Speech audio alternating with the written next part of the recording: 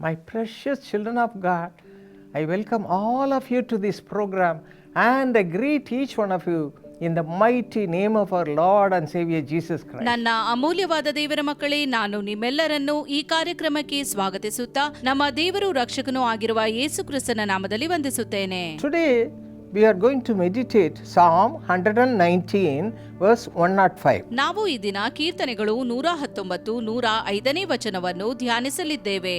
It says, "Your word is a lamp for my feet, a light on my path." ನಿನ್ನ ವಾಕ್ಯವು ನನ್ನ ಕಾಲಿಗೆ ದೀಪವು, ನನ್ನ ದಾರಿಗೆ ಬೆಳಕು ಆಗಿದೆ. It is giving light unto our life. ದಾರಿಗೆ ಬೆಳಕು ಅಂದರೆ ನಮ್ಮ ಜೀವಿತಕ್ಕೆ ಬೆಳಕು ನೀಡುವಂತದ್ದು. What we have to do? Colossians 3:16 says, "Let the word of Christ dwell in you richly in all wisdom." ನಾವೇನು ಮಾಡಬೇಕು? ಕೊಲೊಸ್ಸೆ 3:16ನೇ ವಚನ ಹೇಳುತ್ತದೆ, ಕ್ರಿಸ್ತನ ವಾಕ್ಯವು ನಿಮ್ಮಲ್ಲಿ ಸಮೃದ್ಧಿಯಾಗಿ ವಾಸಿಸಲಿ. My precious children of God, how much time you spend every day to read the word of God? ನನ್ನ ಅಮೂಲ್ಯವಾದ ದೇವರ ಮಕ್ಕಳೇ, ದೇವರ ವಾಕ್ಯವನ್ನು ನೀವು ಎಷ್ಟು ಹೊತ್ತು ಓದುತ್ತೀರಿ? Not only reading the word of God, but you have to meditate the word of God. ನೀವು ದೇವರ ವಾಕ್ಯವನ್ನು ಓದುವುದು ಮಾತ್ರವಲ್ಲದೆ ಅದನ್ನು ಧ್ಯಾನಿಸಬೇಕು. John 14:23 says, "If anyone loves me, he will keep my word, and my Father will love him, and we will come to him and make a home with him." ಯೋಹಾನ 14:23 ಹೇಳುತ್ತದೆ, ಯಾರಾದನು ನನ್ನನ್ನು ಪ್ರೀತಿಸುವವನಾದರೆ ನನ್ನ ಮಾತನ್ನು ಕೈಕೊಂಡು ನಡೆಯುವನು, ಅವನನ್ನು ನನ್ನ ತಂದೆಯು ಪ್ರೀತಿಸುವನು, ಮತ್ತು ನಾವಿಬ್ಬರೂ ಅವನ ಬಳಿಗೆ ಬಂದು ಅವನ ಬಳಿಯಲ್ಲಿ ಬಿಡಾರ ಮಾಡಿಕೊಳ್ಳುವೆವು. What a great thing it is to have God Almighty and Jesus Christ staying with us. ಸರ್ವಶಕ್ತನಾದ ದೇವರು ಮತ್ತು ಯೇಸುವು ನಮ್ಮೊಡನೆ ವಾಸಿಸುವುದು ಎಂದರೆ ಎಷ್ಟು ದೊಡ್ಡ ವಿಚಾರ. The more you read the word of God, the more you can feel the presence of God in a mighty way. ನೀವು ಎಷ್ಟು ಹೆಚ್ಚಾಗಿ ವಾಕ್ಯವನ್ನು ಓದುತ್ತೀರೋ ಅಷ್ಟೇ ಹೆಚ್ಚಾಗಿ ದೇವರ ಪ್ರಸನ್ನತೆಯನ್ನು ಅನುಭವಿಸುವಿರಿ. And not only that, 2 Corinthians chapter 6 verses 7 and 10 says, "By the word of truth as sorrowful, yet always rejoicing." You may be sorrowful, but you will be rejoicing by reading the word of God. 2 ಕೊರಿಂಥ 6ನೇ ಅಧ್ಯಾಯ 7 ಮತ್ತು 10ನೇ ವಚನವು ಹೇಳುತ್ತದೆ, ದುಃಖ ಪಡುವವರಾಗಿದ್ದರೂ ಯಾವಾಗಲೂ ಸಂತೋಷ ಪಡುವವರಾಗಿದ್ದೇವೆ. God's word has so much power, my precious children of God. ದೇವರ ವಾಕ್ಯಕ್ಕೆ ಬಹಳ ಬಲವಿದೆ ನನ್ನ ಅಮೂಲ್ಯವಾದ ದೇವರ ಮಕ್ಕಳೇ. Don't take it a light thing to read the word of God. ದೇವರ ವಾಕ್ಯ ಓದುವುದನ್ನು ಲಘುವಾಗಿ ತೆಗೆದುಕೊಳ್ಳದಿರಿ. Every morning, every day you have to read as much as you can. You have to eat the word of God. ಪ್ರತಿ ಬೆಳಿಗ್ಗೆ ಪ್ರತಿ ದಿನ ನೀವು ದೇವರ ವಾಕ್ಯವನ್ನು ಹೆಚ್ಚಾಗಿ ಓದುವವರಾಗಿರಬೇಕು, ಅದನ್ನು ಸೇವಿಸಬೇಕು.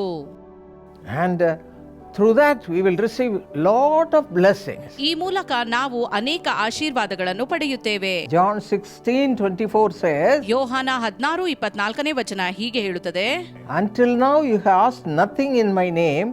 Ask and you will receive, that your joy may be full." ನೀವು ಇದುವರೆಗೆ ನನ್ನ ಹೆಸರಿನ ಮೇಲೆ ಯಾವುದೊಂದನ್ನು ಬೇಡಿಕೊಂಡಿಲ್ಲ, ಬೇಡಿಕೊಳ್ಳಿರಿ, ನಿಮಗೆ ಸಿಕ್ಕುವುದು, ಆಗ ನಿಮ್ಮ ಆನಂದವು ಪರಿಪೂರ್ಣವಾಗುವುದು. Not only reading the word of God, but you have to ask the Lord, whatever you read, "Lord, give me this blessing," and the Lord will give you in double measure. ನೀವು ಬರೀ ಈ ವಾಕ್ಯಗಳನ್ನು ಓದುವುದು ಮಾತ್ರವಲ್ಲ, ಈ ವಾಕ್ಯಗಳಲ್ಲಿ ಬರೆದಿರುವ ಆಶೀರ್ವಾದಗಳನ್ನು ಬೇಡಿಕೊಳ್ಳುವುದಾದರೆ ಆತನು 2 ಪಟ್ಟು ದಯಪಾಲಿಸುವನು. That's what we read here.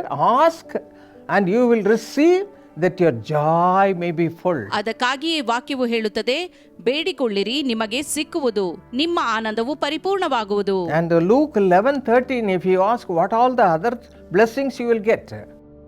ಲೂಕ 11:13ನೇ ವಚನದಲ್ಲಿ ಪಡೆಯಬಹುದಾದ ಇತರ ಆಶೀರ್ವಾದಗಳ ಬಗ್ಗೆ ನೋಡುತ್ತೇವೆ. If you then, being evil, know how to give good gifts to your children, how much more will your heavenly Father give the Holy Spirit to those who ask him. ಕೆಟ್ಟವರಾದ ನೀವು ನಿಮ್ಮ ಮಕ್ಕಳಿಗೆ ಒಳ್ಳೆ ಪದಾರ್ಥಗಳನ್ನು ಕೊಡಬಲ್ಲವರಾದರೆ ಪರಲೋಕದಲ್ಲಿರುವ ನಿಮ್ಮ ತಂದೆಯು ತನ್ನನ್ನು ಬೇಡಿಕೊಳ್ಳುವವರಿಗೆ ಎಷ್ಟೋ ಹೆಚ್ಚಾಗಿ ಪವಿತ್ರಾತ್ಮ ವರವನ್ನು ಕೊಡುವನಲ್ಲವೇ? By reading the word of God, all these blessings will come to you, my children of God. ದೇವರ ವಾಕ್ಯಗಳನ್ನು ಓದುವ ಮೂಲಕ ಈ ಎಲ್ಲಾ ಆಶೀರ್ವಾದಗಳನ್ನು ನೀವು ಪಡೆಯುತ್ತೀರಿ.